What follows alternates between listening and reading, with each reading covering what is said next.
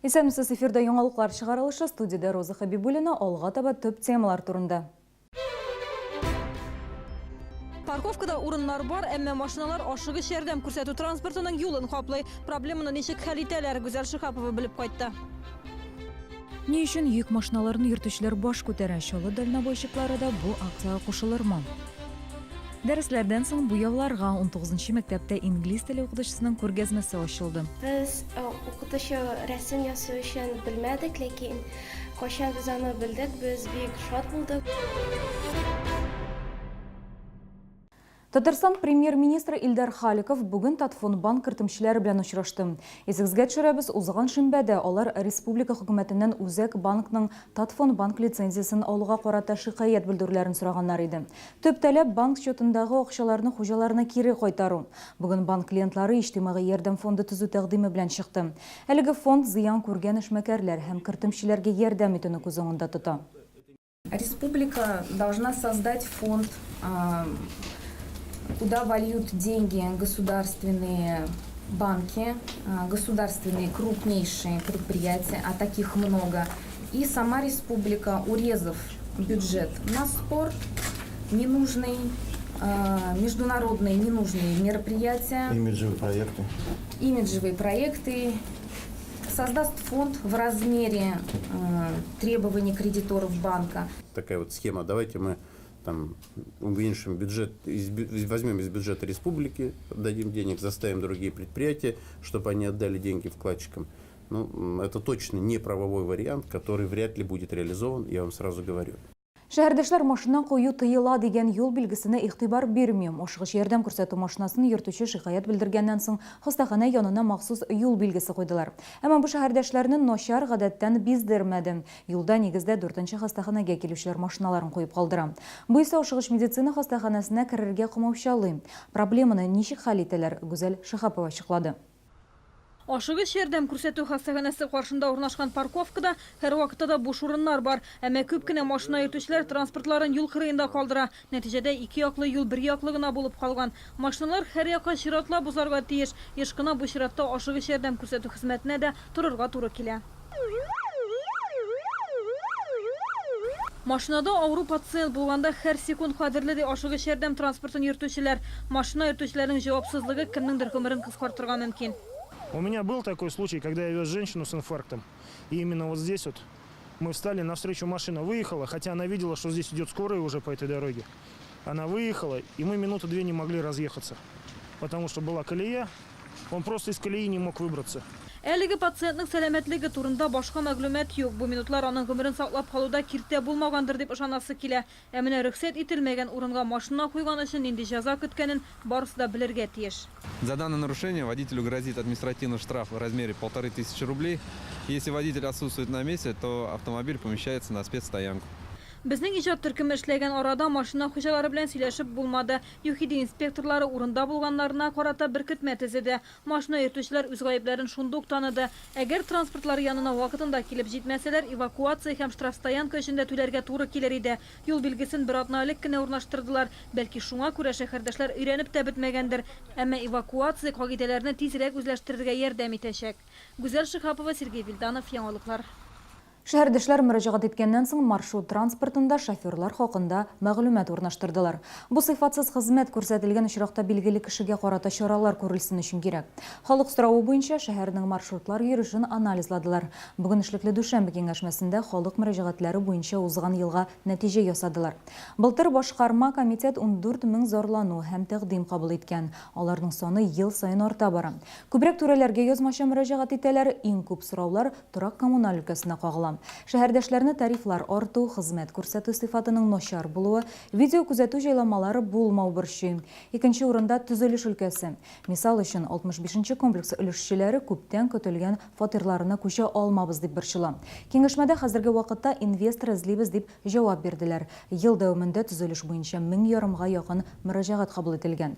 Алар арасында җәмәгать урыннарын төзекләндерүгә кагылышлылары да бар. Согласование и размещение рекламных конструкций, строительство тротуаров, пешеходных дорожек по городу, в частности новых микрорайонов, концепция развития парка Победы и устройство мемориальной зоны.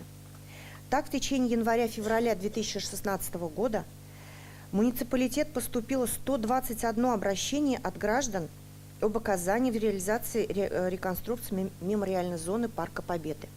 Ерек ораларға йөрүче йөк машиналары 27 марттан барлык рейсларыннан да баш тартырга планлаштыра. Йөк машинасы йөртүчеләре Платон системасын тулайымы белән гамәлдән чыгаруларын таләп итә. Платон системасы улы зур йөк машиналарына өстәмә салым билгеләүне күз уңаенда тота. Ризасызлык чарасына чолы дальнобойщиклары да кушылырмы? Тулырак алдагы сюжетта.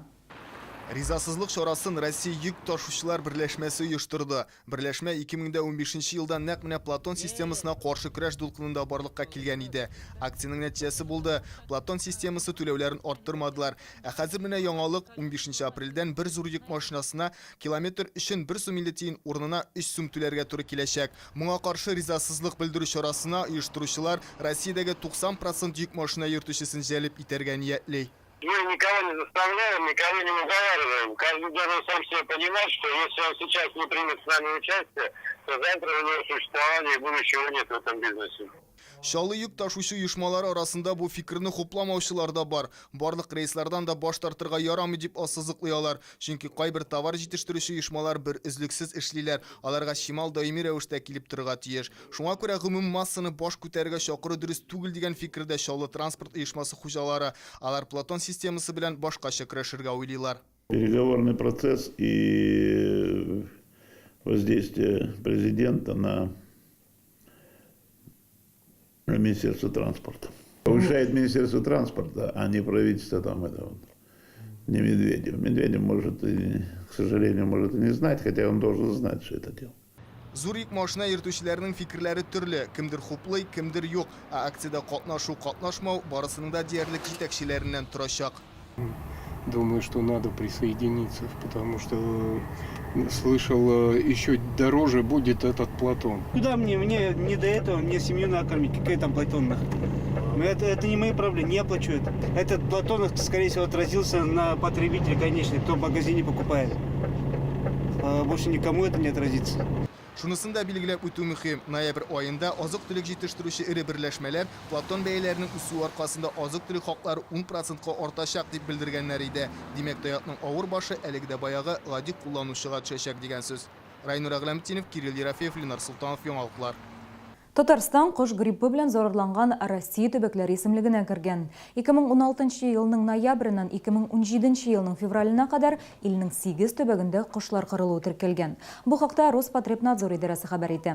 Татарстаннан тыш бу исемлеккә Тыва Республикасы, Краснодар крае, Калининград өлкәсе, Калмыкия Республикасы, Воронеж, Әстерхан һәм Ростов өлкәләре кергән. Быел март аенда кош гриппы чыганагы Мәскәү өлкәсе кошчылык фабрикасында теркәлгән. Барлык очракларда кисәтү һәм эпидемиология чараларының тулы комплексы үткәрелгән. Шулай да республика халкын йорт кошлары сәламәтлегенә игътибарлы булырга һәм авыруның беренче билгеләре күренгән очракта кичекмәстән белгечләргә мөрәҗәгать итәргә чакыралар.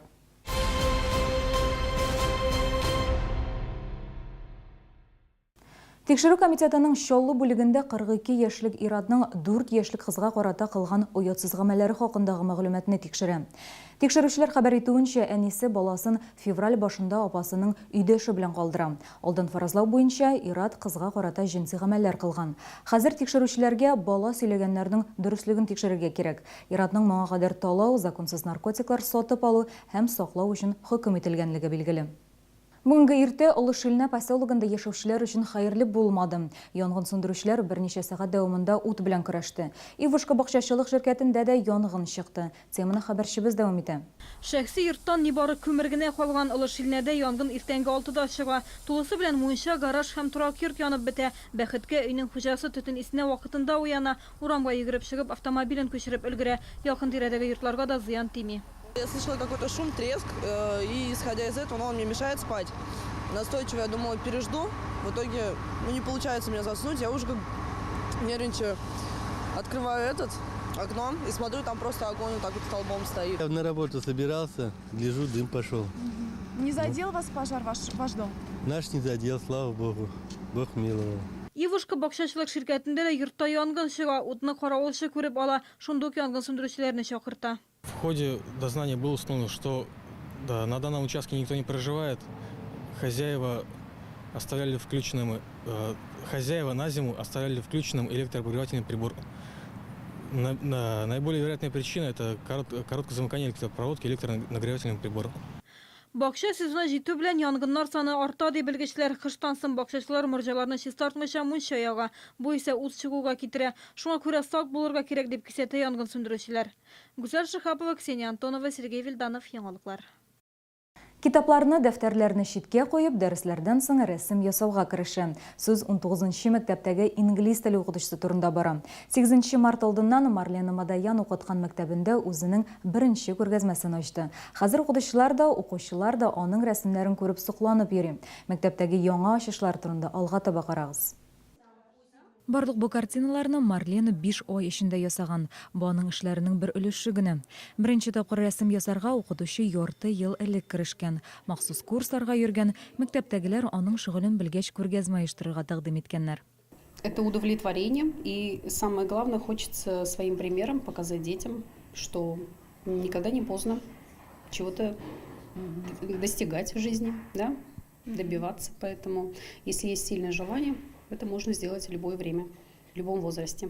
Рәсемнәрне шунда ук укучылар күреп алган. Укытучыларның шул кадәр талантлы икәнен балалар уйламадык та ди. Biz укытучы рәсем ясау өчен белмәдек, ләкин кайчан без аны белдек, без бик шат булдык, чөнки бу бик яхшы.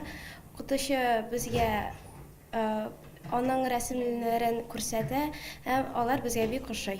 19-нчы мәктәптә мондый күргәзмәләр еш оештырыла. Узган елда татар теле укытучысы үзенең чигү эшләрен күрсәткән. Рәсем сәнгате укытучысының да эшләре тәкъдим ителгән. Эти традиции у нас будут продолжаться, ждут наши картинки учителя по ИЗО. В следующем году, на 23 февраля, мы хотим сделать выставку художника нашего школьного, Талашкевича Евгения Владимировича. Менә шулай көтмәгәндә генә укытучыларның осталыклары ачыла. Кем белә, бәлки, физкультура укытучысы да качып кына кызыл балчыктан эшләмәләр ясап утырадыр, ә математика укытучысы шигырьләр язадыр. Сүз уңаеннан Марлена Мадаяның күргәзмәсе апрель уртасына кадәр 19-нчы мәктәптә барлык сәнгать яратучылар өчен ачык булачак. Бүгенге менә шулар, мин сезнең белән сау булашам, исән-имин булыгыз.